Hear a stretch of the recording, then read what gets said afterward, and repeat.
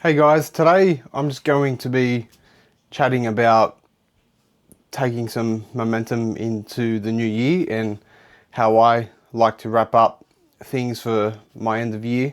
This final week of the year is a checkpoint, not a shutdown. And most people switch off and I respect that. But before I do, I like to slow down and reflect and essentially go through my 2025 goals, what worked, and essentially review the year in a nutshell. So with this time of the year, I'm usually on holidays and it gives me clarity and a chance to reflect. When I was younger, I really used to use this time to shut down and escape reality. But as I've come to take on more responsibility from being a dad and being in business, I've found that facing my reality is the best way to accept it and improve it. And like I said, take some momentum into the new year ahead. So today I'm sharing how I review my year, what worked, what didn't, and how I'm setting myself up for 2026. So how I use the final week of the year is I don't ignore the stress of the year. I learn from it and I face it head on. I like to reflect before I get the chance to wind down and relax. And for me, this week is all about analyzing habits, reviewing routines, strengthening systems, and creating structure that carries momentum into January. January success is built in December. So for me, if I'm being super honest, the things that really went well was my training. I signed up to a 14-week program, which we're now on week 18, and it was the best thing I have ever done for my mental health and my physical health, and essentially bulletproofing my structure from the ground up. So for me, the fitness journey has leveled me up in being in business, in being a husband, in being a dad. And like I said, having that structure from my diet and my training has leveled my mindset, leveled up my ability to work under pressure. It's helped me be less anxious during the day. And then not only that, it's also built up my confidence. It's also built up my self-worth, and it's given me another layer to my personality that essentially gives me like a bulletproof mindset. What's also worked for me was my early morning routines, waking up at 3 a.m. every day and doing the same routine every morning, getting my supplements ready, getting my lunch ready, doing my reflection in the morning, doing a journal, messaging my brother 3 things that I'm grateful for every day. That morning routine sets the foundation for the day. Another thing that went well was my physical health supported my mental clarity, and that's been a really big game changer for me in leveling up. What worked well for the business was we had essentially a really big growth year. We've had some setbacks, but we've learned from them. And every time we've had setbacks within the business, we have taken a couple steps forward, we've taken a couple steps back, but taken more forward after learning from the experience, be it myself or Josh, the directors, or the team. So the business has had a really, really big year, and we are super grateful for the year that, we've been able to have with the support of all you guys that support us. I've implemented better systems, I've implemented better communication, and I've also implemented within myself better leadership for the business, which, in turn, you can see that from the business, the way it's running. I really believe that compounding good habits within your personal life can translate into business, marriage, friendship, fitness, whatever it may be. For me, what didn't probably go so well was, you know, the growth came with a lot of trade-offs and a lot of sacrifice. For me, that was lack of time with my family, lack of sleep, long days, early starts, and, you know, quite a lot of stress. But I take comfort in the fact that I've dealt with the stress in a positive manner majority of the time by, you know, either working out, meditating, communicating, deep breath work, or just having real conversations with real people that are in the same shoes as me, you know. It also came with the trade-offs of spending a lot less time with my friends and even being able to communicate with my friends because I'm doing so much work on my business and myself. I'm really trying to take myself to the next level. So unfortunately for me, you know, being a present friend is not something that I've done very well, and that's something that I will work on. But, you know, the people that are close to me understand what I'm trying to achieve and what I have on my plate. And I used to struggle a lot with that. And, you know, I'd feel if I didn't get back to people, they would despise me or, you know, think of me differently. But like I said, I don't have to explain myself to everyone, and I don't have to make everyone happy. My priorities lie with my family and my health and my business. And unfortunately, friendships get pushed to the side a little bit, but that's something that it does hurt me because I've always been someone to be a good friend and, you know, if someone needs a shoulder to lean on, I've always been there. So for me, that one I struggled with for a long time, but I'm finally coming to accept that the people that understand and are really close to me, they get what I'm trying to achieve. And, you know, it's nothing that can't be made up with a phone call or a catch up and a good deep conversation. So yeah, that is something that I struggled with for a long time. And, you know, I would go missing, and essentially, you know, I'd be too afraid to reply to some of my mates after I hadn't replied for a week or two just because I felt guilty. But like I said, it's something that I've just had to work on within myself. And with having so much on my plate, that's just one of the sacrifices that I have to make, unfortunately. But moving into 2026, you know, I'm going to make a conscious effort to do better. So the success exposed gaps within my balance.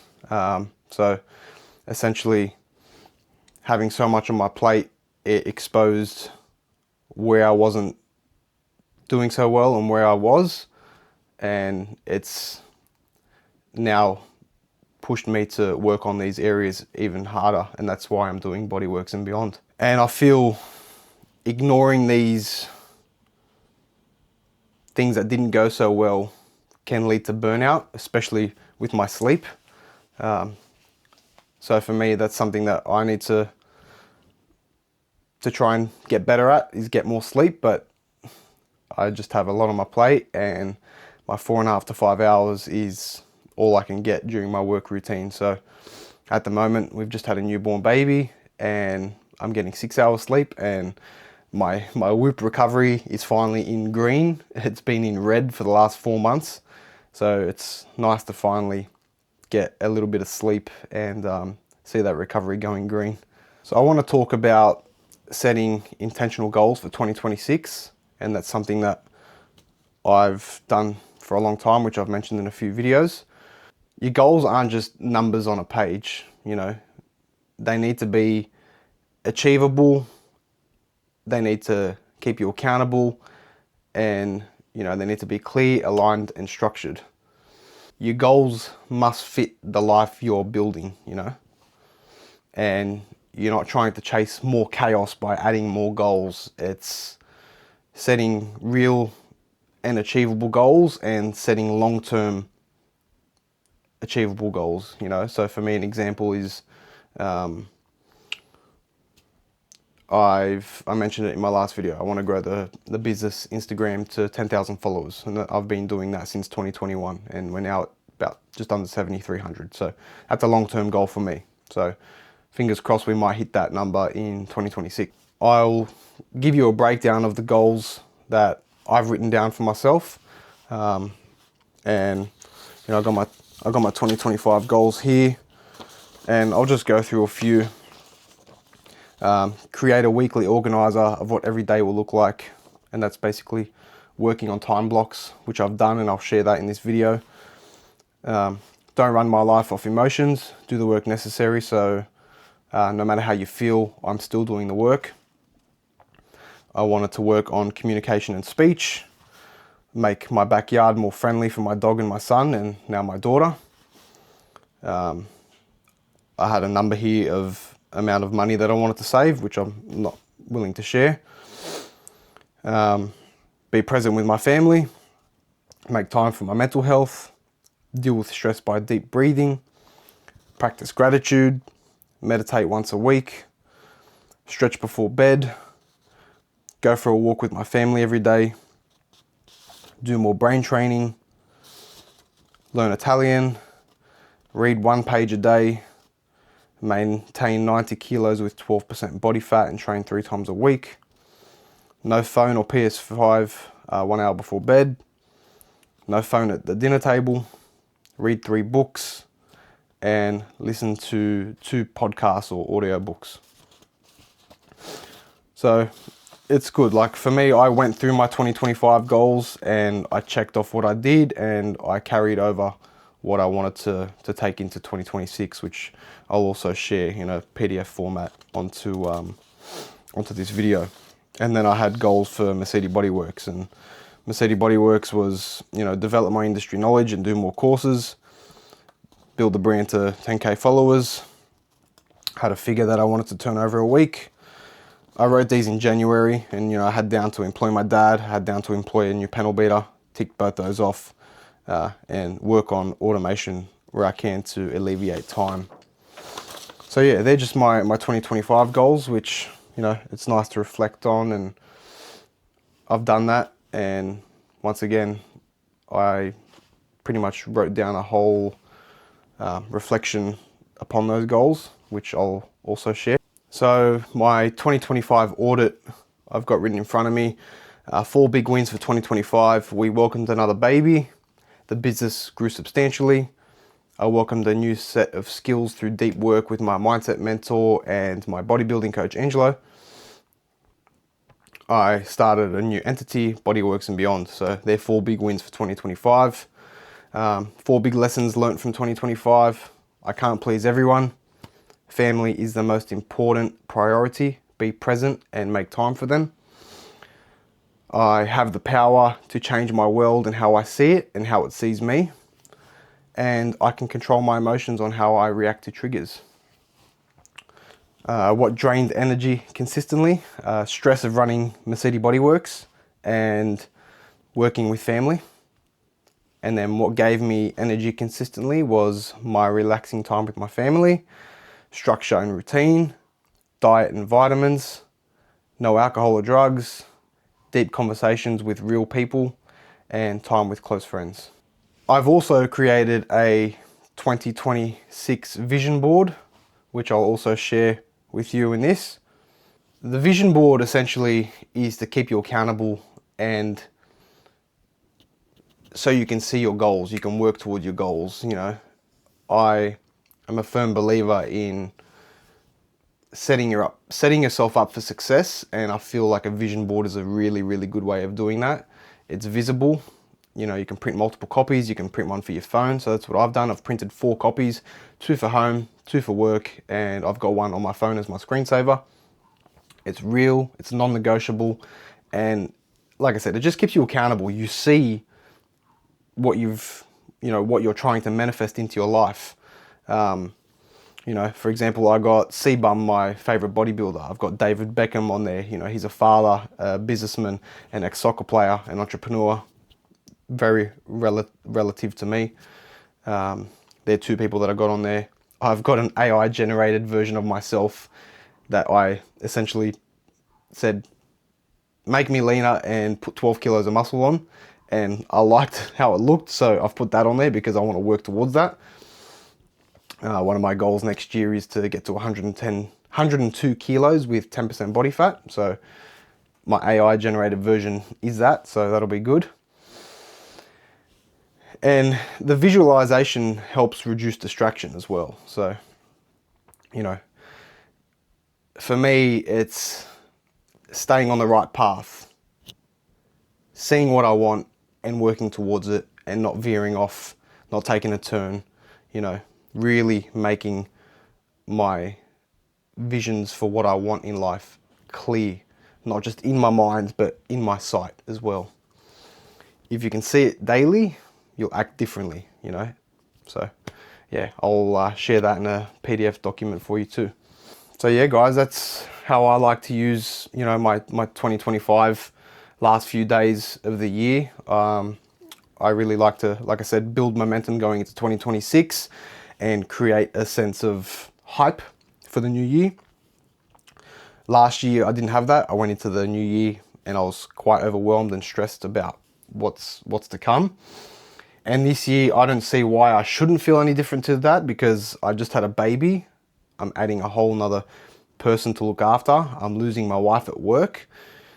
But I don't feel like that this year. This year, I feel like I've done the work in all areas to hit the ground running in 2026 with this added addition of a little beautiful girl in our family and the loss of my wife at work. So it's a nice thing to feel ready, motivated, and, you know, to attack your challenges head on rather than be overwhelmed by them and anxious about them, you know. And that's, I feel like everyone deserves to feel like that, and doing these things that I've just mentioned will give you that sense of power and ownership to be able to do that.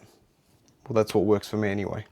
So yeah, guys, just to wrap it up, I'd like to just say, you know, structure and routine creates freedom. Discipline and accountability creates freedom.